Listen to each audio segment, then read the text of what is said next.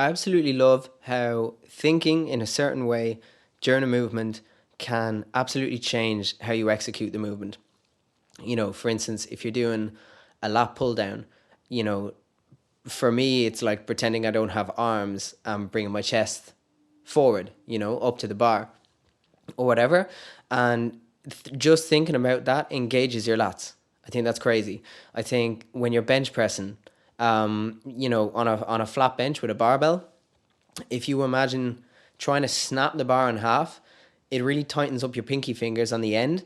And it's such a better contraction on your chest. I don't know. For me, that works anyway.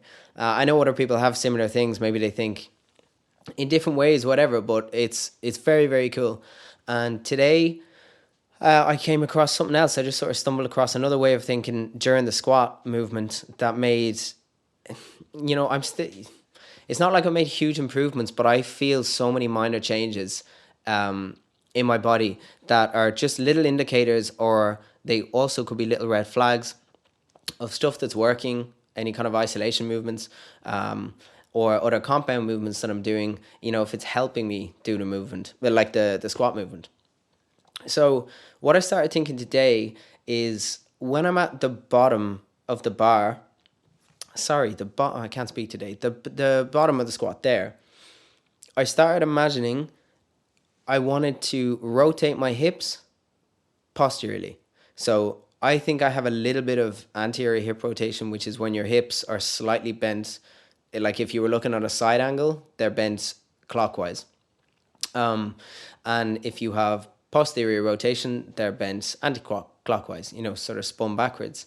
So I started thinking at the bottom of the movements that I wanted to sort of get a posterior rotation, and basically what it allowed me to do is just get like right under the bar. It's mad. It's kind of hard to explain, but it's like suddenly my quads felt so much more involved in the movement. Like my pushing power, my actual force that I'm exerting through my quads and through my legs to get the bar up, was just much more immediate. I could just feel it way better. So that was cool as I was absolutely buzzing off that, because it's made the whole movement so much easier. I mean, I'm still squatting the same. Like at the moment, I've settled on a program that I'm really happy with.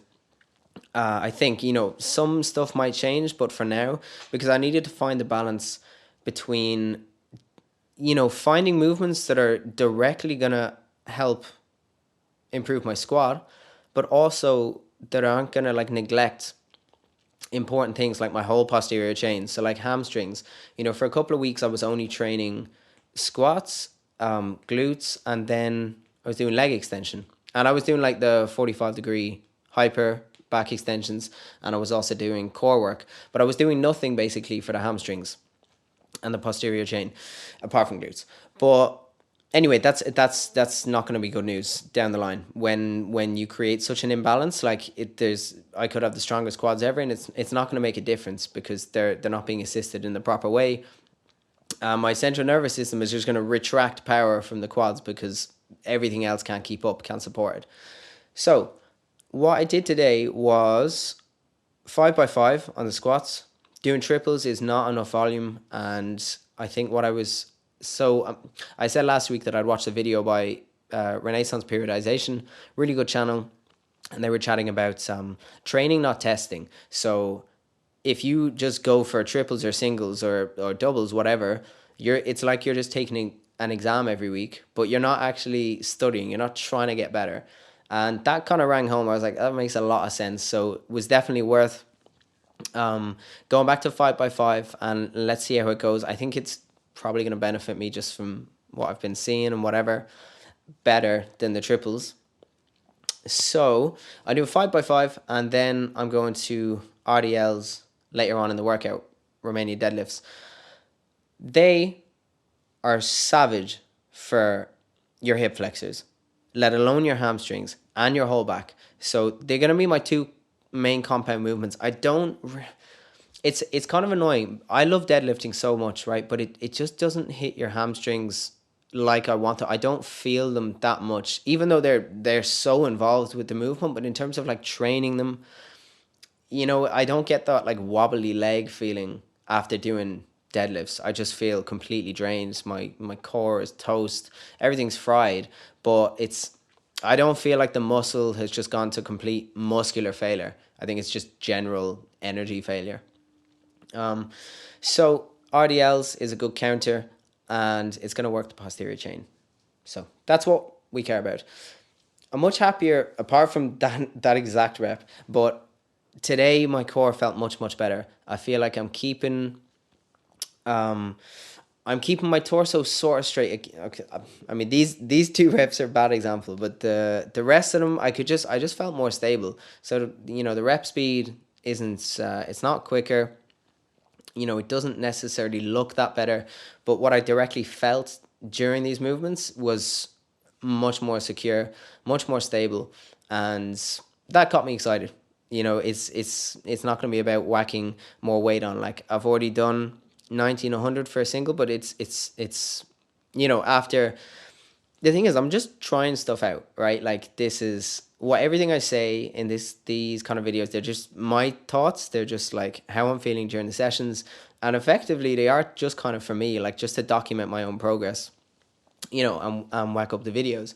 And if I learn stuff along the way, hopefully that will just accumulate into good experience, and then with years to come, because already, I mean, I've been training like 10 years. So hopefully with years to come, I'll be much more confident in how my body works, and I'll just know that bit much more. What the hell?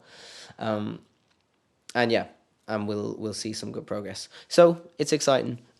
Today I only went up to 82.5 for on the third set for the last, yeah, third, fourth, and fifth set. And then we moved over to RDLs. Actually, the RDLs, so we're going to see them now. I swear, after I did 4 sets of 12. Oh, that's what I wanted to chat about, actually. So in the last 2 videos, I've started doing farmer walks. Excuse my ripped socks.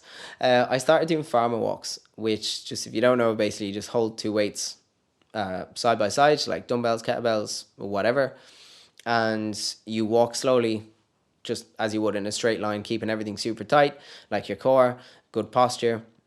And it trains a lot of things. It'll train your traps.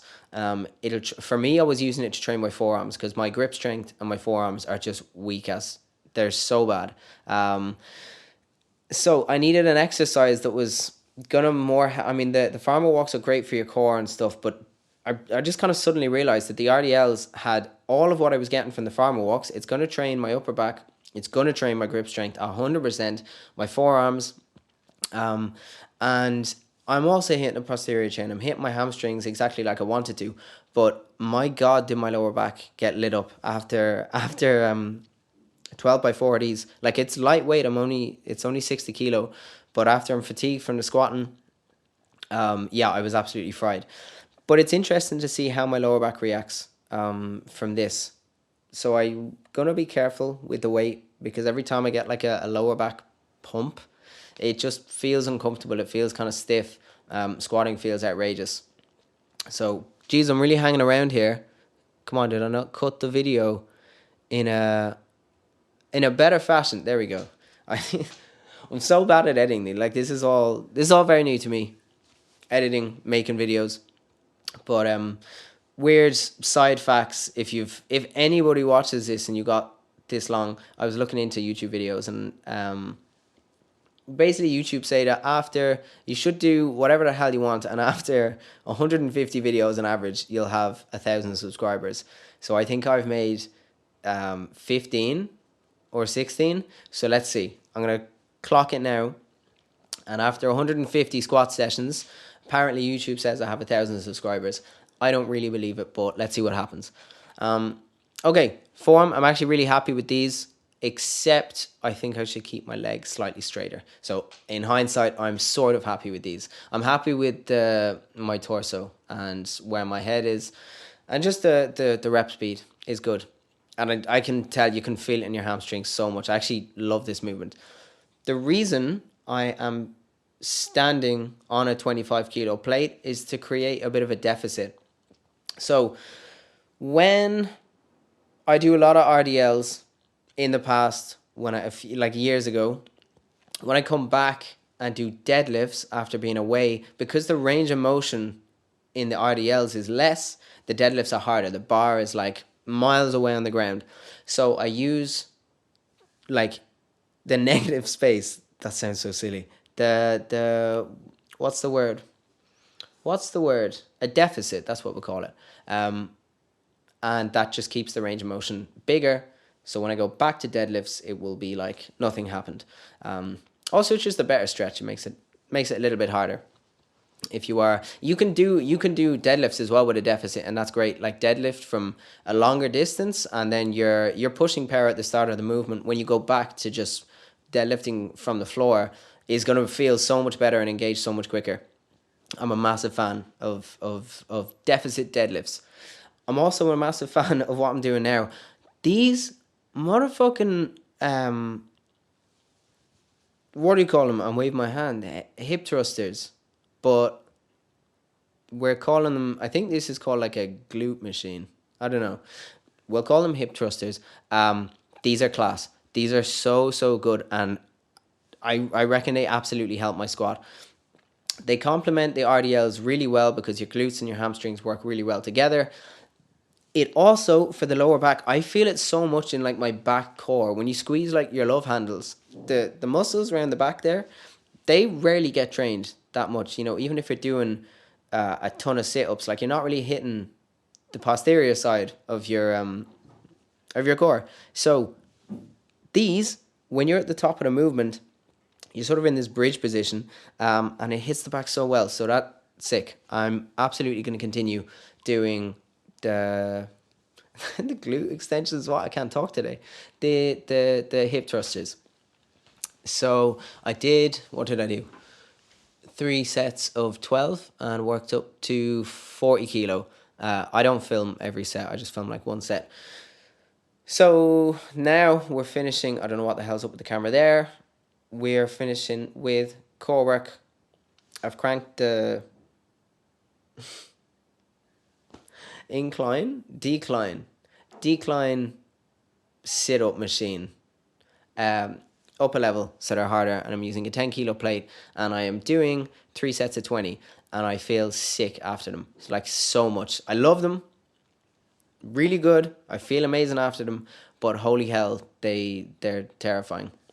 So I do 20 of these bad boys, and then I've actually started doing a lot of side raises. So I basically go up to the 45-degree hyper, lie on it sideways, and do like side ups, we'll call them. I don't know. But I'm absolutely toast after like one set of 20 of just body weight. And red flags like that, I absolutely love, because then you can just train everything you suck at and you will just be better overall. So I'm hopping on this thing sideways. It's super awkward, and the movement, I'm gonna be honest, it doesn't feel amazing. Like I'm gonna give it like a month or two, but it's not that it's painful, but it does feel uncomfortable. And I have to do so much like shifting around. Feels like I'm gonna just fall off. So anyway, and I'm doing 2 or 3 sets body weights of these guys, and that's it. That's the workout. So it kind of covers everything that I want covered at the moment. It's definitely feels good enough that I'm going to stick with it for probably until April, I would say, before I go changing anything else. Because if you keep changing stuff, your body just, you don't give it time to adapt or to grow or whatever. So give things a chance. At least give things, 3 weeks to a month before you just ditch an exercise, because you could just be bad at it, and I'm really bad for that. Just like go in, try something once, hate it, never do it again, like that exercise sucks. So I'm trying to not do that. Like with this one, I really don't enjoy doing these, and they take so much time because you have to do the inside. But anyway, that's going to be the video. Just catch my breath there. I'll catch you in the next one, which will be shorter, but yeah, cool. Have a lovely week.